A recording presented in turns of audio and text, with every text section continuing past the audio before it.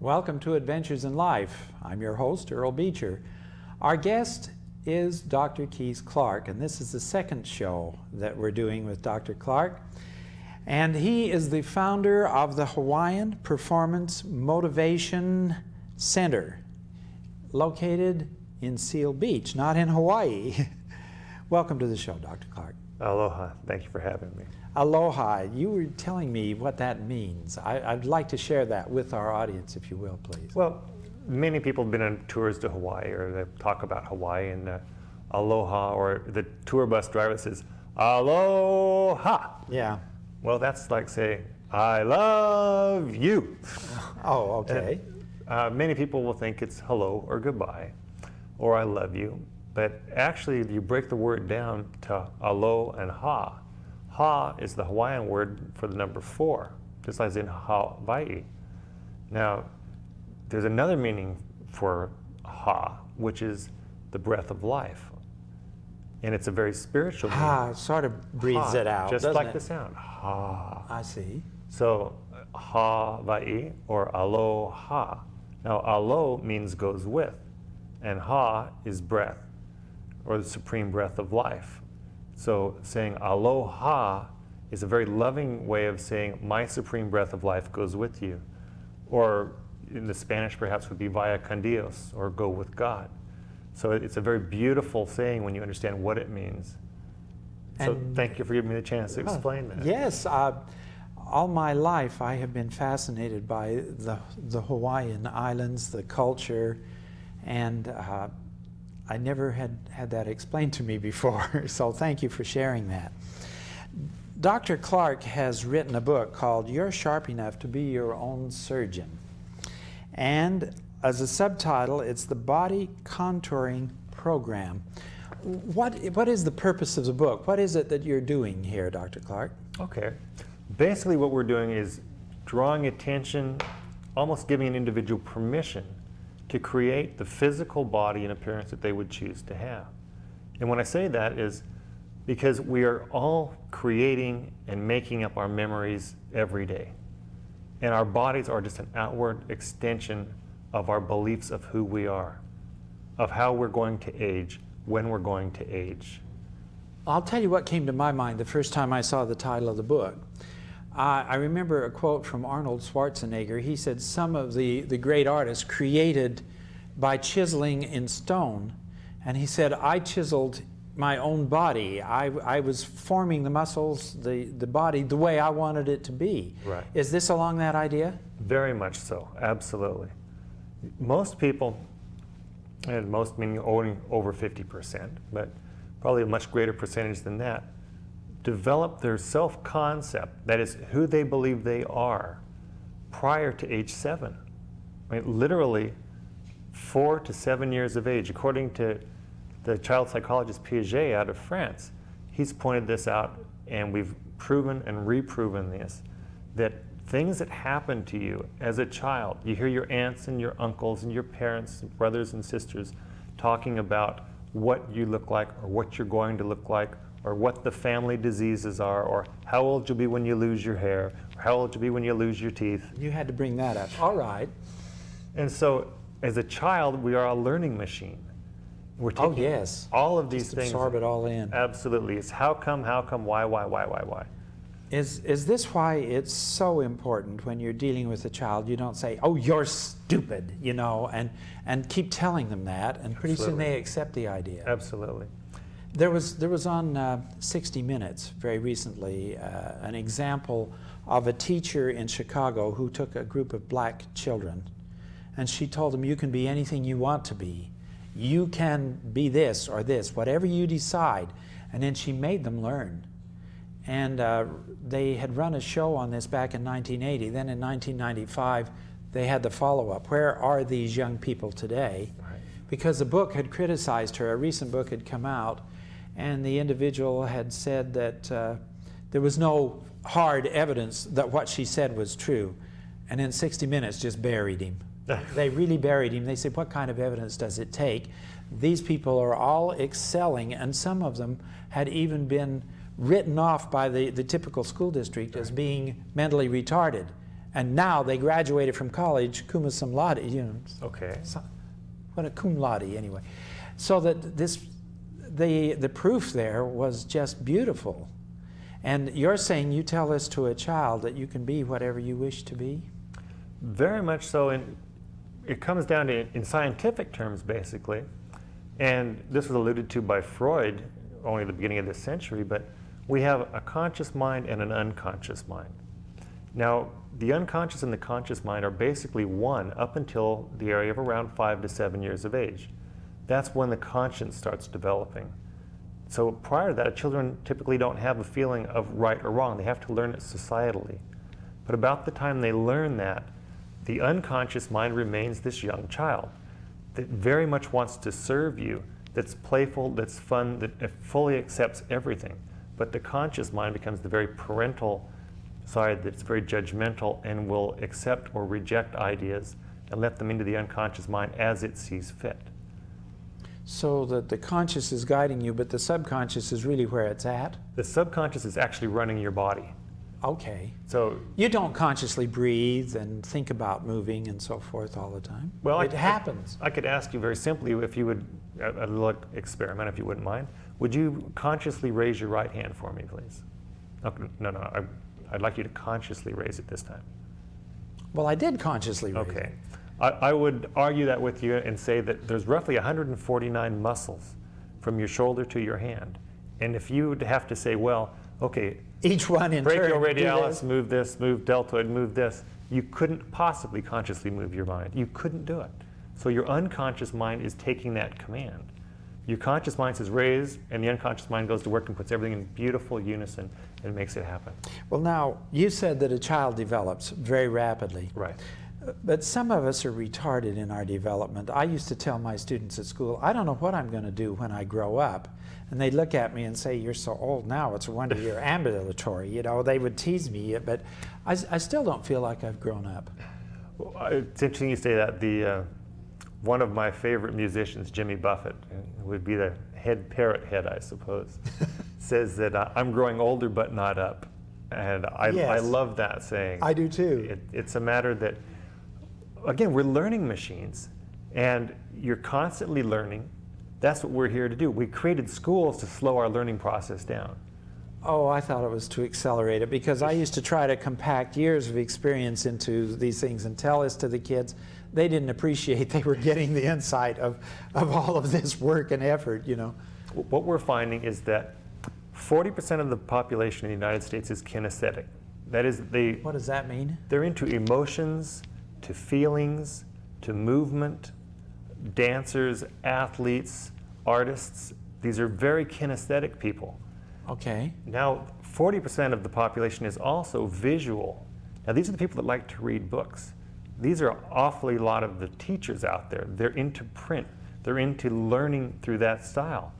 But if you think about that, that's only 2 out of 5 people.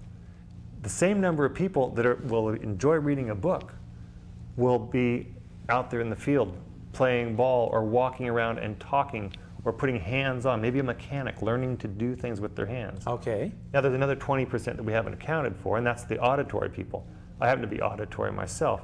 We're into listening to words, to sounds, to music. If someone lectures to us, I could sit and listen to a lecture all day long and not take any notes and do quite well on a test, where the person next to me is taking copious notes. Oh, that's me. And you've got to have it to write it, to feel it. That's a kinesthetic visual interaction. You're writing it, that's kinesthetic, that's the movement. And the visual, you're looking at it, you're seeing it. Now, how do you apply all of this to being your own surgeon? Okay. The reason that came about really was cosmetic surgery has really taken off here. Now, cosmetic surgeons do phenomenal work, particularly in the cases of trauma or with birth defects and things like that. And of course, here in Hollywood, in Southern California, we have a huge calling for cosmetic surgery. Yes, personal appearance is very important. Absolutely, it is. And it changes. It's very trendy. The Rubenesque woman, and a generation later, it's Twiggy. We see the difference between a Calvin Klein ad now and all the controversy. Marilyn Monroe to Twiggy and into Calvin Klein. Absolutely. So it's a very fickle fashion business. And if you happen to be fortunate enough to have the body type that is in right now, Which then, is skin and bone? well, it would depend on who you talk to. Okay. It's a very personal preference. And yet society and with media will definitely give different traits with that. For instance, I was in South America recently during a tour with this book and this whole concept. And coming from Southern California and from the United States, where people are saying, we want large breasts and small buttocks. And I got down to Brazil and we started to talk about that, and people said, no, no, no, I want small breasts and I want enormous thighs. Now when I came back and I talked to women about that, most of them are hopping on planes for Buenos Aires now. I see. They felt that's where their body type was. We're just in the wrong hemisphere. Isn't that interesting? Well, what it comes down to was my original premise is that it's self-concept and self-esteem. If a person feels very good about themselves, their physical appearance is of very minimal importance. And unfortunately, what's happened here in our society, here in the West, is that we've put a value on our happiness based upon our physical appearance. Women, particularly in the case of my study, are saying, if I only had a 34C bust line, then everything else in my life would be all right. Now, But it really doesn't matter that much, does it, when it gets right to it? to the individual, it matters a great deal. What, measure on a tape measure?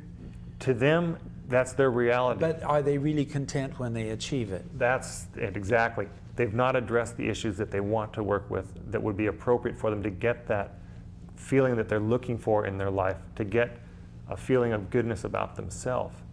So much so that it's almost unbelievable. The numbers in Southern California alone, in 1989, there were 90,000 silicone breast implants done just in Southern California. Just to get to a number 34, whatever. Or whatever it happened to be. And those are only of the women that could afford to spend $3,000 to $7,000 for a surgery such as that. So it was looking at that type of mentality almost, or that strong of a desire to change their physical body, that I looked at hypnotherapy, something that I've been doing since 1974. Now, your doctorate's in clinical hypnotherapy, isn't it? Exactly. So you're using hypnosis as a means to help the person to achieve whatever it is physically they want, or emotionally, or what? Well, or both. That's exactly what we're after, is the whole package. Now we find that if we hang up a shingle that says self-esteem repaired here, you get very few takers. Some very enlightened people perhaps. But if we say breast enlargement or cellulite reduction or wrinkle reduction, we have a much larger potential clientele. And the reason we do that is bring them in to assist them in changing their physical features if that's what they choose to do, but at the same time addressing the whole person, their mental, emotional, and physical desires, to get at what they really want, which is to feel good about themselves. On that note, let's pause for a public service announcement. We're here with Dr. Keith Clark. Please stay with us. We'll be right back. Welcome back to Adventures in Life. I'm your host, Earl Beecher. We're here with Dr. Keith Clark from Seal Beach, California, and he's explaining how you can put the whole person together emotionally, mentally, physically, through the use of hypnosis and what other psychotherapy that you're using. I'm curious, how can hypnosis help to achieve this, Dr. Clark? Well, what we've found is that, and even back at the beginning of the century, when we had people like Carl Jung, who were going to school with other people such as Sigmund Freud, and the father of modern day psychotherapy. And even Freud said that the fastest way to get to change is through the use of hypnosis. Now, hypnosis is being used basically to take the conscious mind, as we talked about earlier, and the unconscious mind and put them back together with one another. And it's something as simple as to say to your client or to yourself, I'd like to speak to your unconscious mind, who now is this 4-year-old child that's waiting to serve you. It loves and wants to serve you. It's been beating your heart for you. It's been breathing through your lungs for you. It's been flowing your blood through your veins all of your life. It absolutely is a servant to you, and it loves you. Through hypnosis, we have an avenue that's very fast, very loving, and very comfortable way to achieve the changes you choose to make in your life. It's as though your unconscious mind holds the blueprint to health in your entire body. You know, you can make yourself well, or you can make yourself sick. Absolutely. Whichever you decide, By telling the subconscious mind? By going in and speaking directly with the unconscious mind, and perhaps changing the values that it's holding. Values that maybe you were 4 years old and you were scared by a black cat that jumped in front of you. And all the rest We all of know they're bad luck. Perhaps. Okay.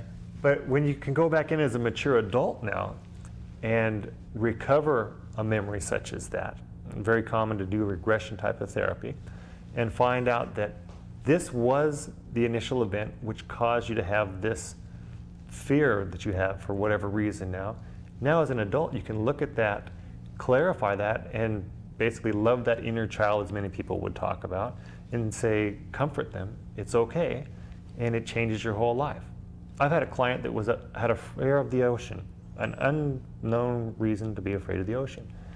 Found out through recovering a memory that his father had him out in the water when he was 3 or 4 years old, the waves were splashing, it was cold, and he was scared. Now here he is 40 years later, recovers that memory and realizes that it really wasn't such a big thing. I was just scared as a child. Now he loves the ocean, has a boat, he's out there all the time. But he was afraid of it for 40 years. Absolutely, for no reason. It's what we call a phobic response. It's an irrational response to what should be a very comfortable experience. I see. Now we use the same or similar techniques in hypnosis to go back in, connect the conscious mind with the unconscious mind, and give a new blueprint for the physical body, if you will. A lot of this started from working with women who were what you would call classically beautiful and almost ageless. And what I found through my research was that these women had no concept of growing old. They absolutely did not have a concept of being more than, say, 35 years of age. And in every case, they were 2 decades past that even. They just thought of themselves as being at their prime. That's right. And stayed there. And that's exactly where they were. You know, it's been interesting to me to observe the Hollywood stars. Yes. Over a period of time. Some of them grow old very gracefully, some of them don't seem to age, and some of the others, the ravages of time are very evident. Our recent president was one of those that just seemed timeless. Okay. Ronald Reagan was looking wonderful up there, and all the conjecture, does he or doesn't he dye that hair? Yeah, well, okay. I'm not a hairdresser, I don't know. All right, just thought I'd ask. Okay, so how does a person use, do you actually put your clients under hypnosis? Okay. If I can give you a real quick explanation of hypnosis, it might help the viewers quite a bit. All right. Hypnosis means sleep.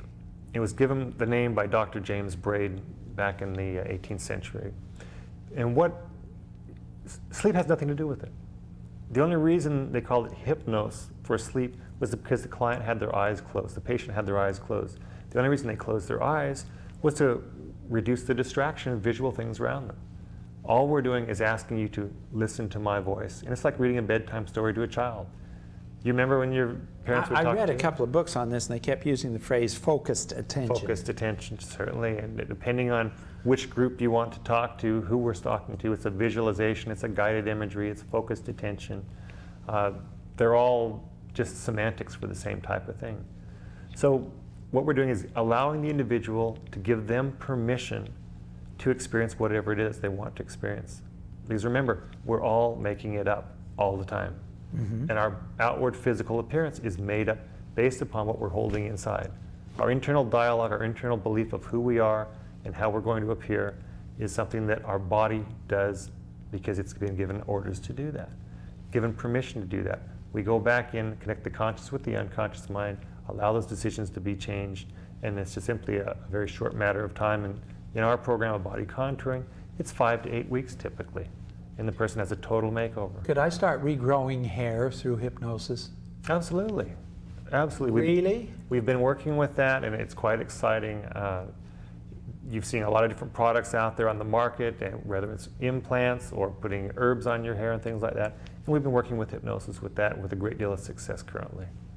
Well, you know, that's an interesting concept in itself. So almost anything you wanted to do, if you get in touch with the unconscious mind, subconscious, what's the word? Unconscious, subconscious. The unconscious mind. We prefer to say your unconscious. Unconscious mind. It can help me to accomplish that if I want to. Correct. It can help me to break a habit like chewing my nails or smoking or drinking or whatever. Absolutely. Very well known for that. All of those things, so that whatever I want to do to improve myself, I get in touch and reflect to my unconscious mind, hey, this is my objective. And then you phrase it in a way which is now. It is going on now in my life. Because your unconscious mind is also very lazy. It will give you whatever you want, but it'll give you exactly what you ask for. So when you say, I will lose 20 pounds, your unconscious mind has no problem with that. Because when will you do it? I'll lose a pound today and a pound next week and a pound a week after that, but maybe I'll gain a pound back everywhere along the way.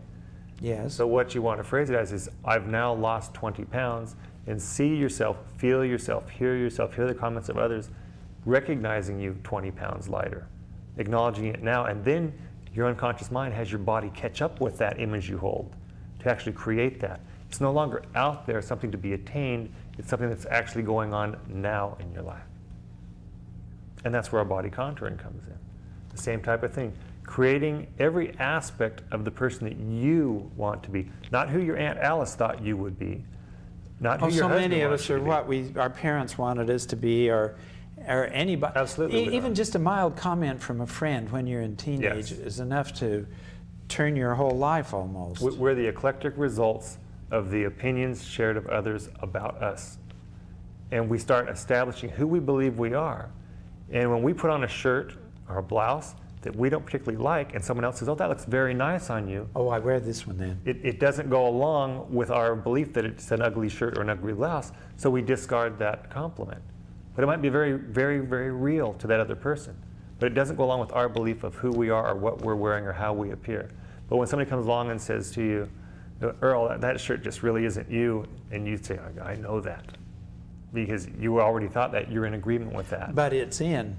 It's an internal thing. According to my students, everybody is supposed to wear Levi blue, what's the word, denim? Blue denim. Yes. All the time, every day, because that's all of us. Blue period. denims, white t-shirts, and white leather tennis shoes. And that's it. That's it. Yeah. And that's the ultimate, huh? Well, I like your Hawaiian shirt better. yeah, it's got a little more to it.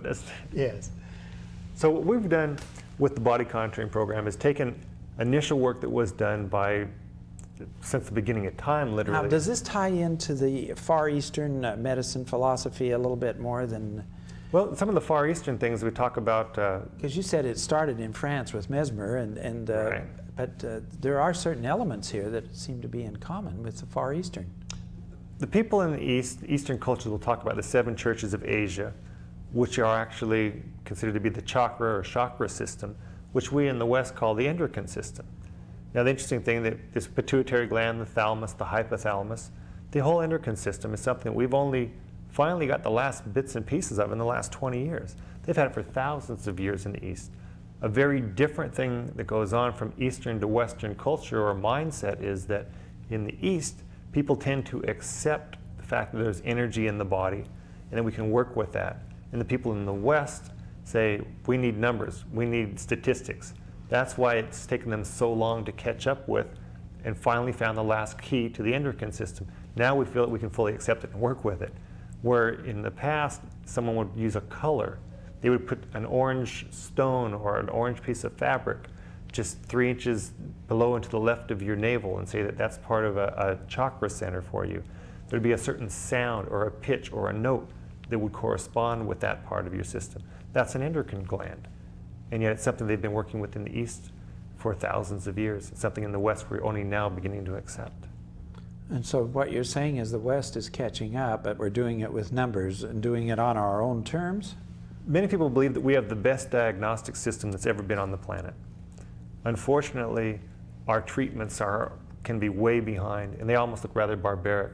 Some people have proposed that when we look back on the 20th century and find that what we did to treat people was to actually cut them open and remove parts of their body to treat them, they're going to have the same horror that we think of when we think of bloodletting and leeching of people back in the medieval times. Yeah, I always thought leeches were a very poor treatment for anemia by removing blood. I mean, absolutely. But this was the medical profession of the time. What we are starting to come back to now is the concept of having energy in our bodies. something that was lost back about the time of Mesmer, back in the late 1700s, where the great American Benjamin Franklin was brought in by the French government to look at what Mesmer was doing, because he was having phenomenal success with his patients. And what, in fact, Benjamin Franklin found was that there was nothing going on there that he could see. That he could see. Which is one of the great statements that he made, because as you know, and as everyone knows, what did Franklin go on to do? He came back and spent his life working on electricity, energy, something else which you could not see. You still cannot see, but you can feel it. You can feel that, and you can feel energy in your body. If you put your hands just a few inches apart and just move them slowly back and forth. Now, my fingers are curled because they're that way, but if you open them like if you're putting your hands together for prayer and just slowly move them and start feeling you can feel energy. warmth. You can feel that's energy radiating from your body. I see. And the more the Eastern arts, you see martial arts and things, they do a movement will move energy up your body or down your body. These are things that are going on that we in the West typically have not been tuned into, but we're starting to reawaken that. On that happy note, I've been told our time is up. Our guest has been Dr. Keith Clark of Seal Beach. And if you have any questions on contouring your body or whatever, please call our producer, Elizabeth Calder. She will get in touch with Dr. Clark and can put you together. Her number will be given on the credits of the show. Meanwhile, thank you for being with us for Adventures in Life.